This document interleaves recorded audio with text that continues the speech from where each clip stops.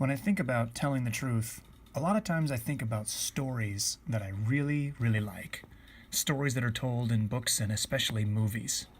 One movie that I really, really liked when it came out was Inception, if you saw that one.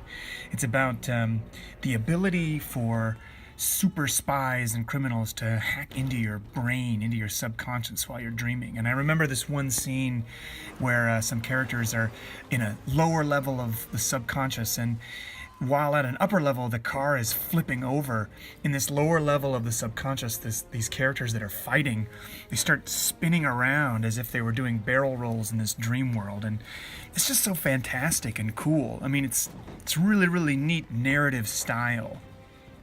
It's something that takes us out of our normal consciousness, something that puts us into a new frame of mind that we couldn't have possibly imagined before.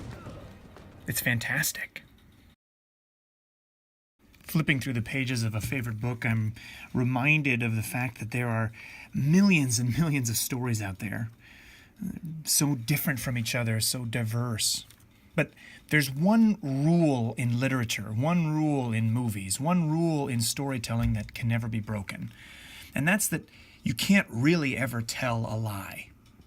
If the author of a book, if the director of a movie tells you that a character's name is Jane, that character's name has to be Jane. We don't have any way of getting around that.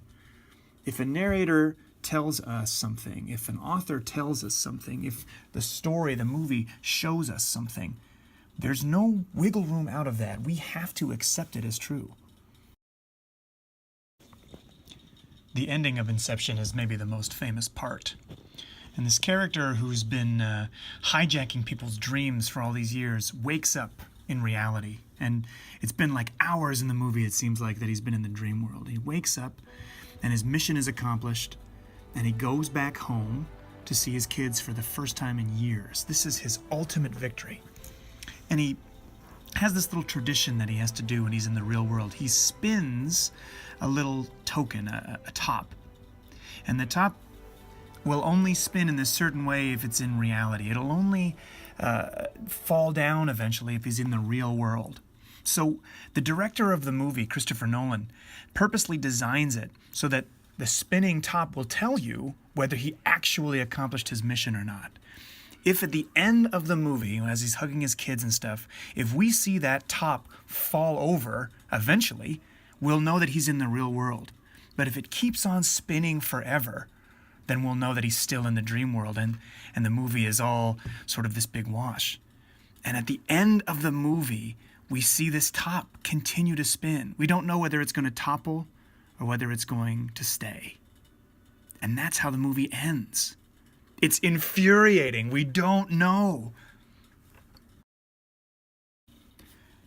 When I think about that ending, I think about how I want there to be a resolution, and there's just not one. You're just not allowed to know whether that top falls over or not.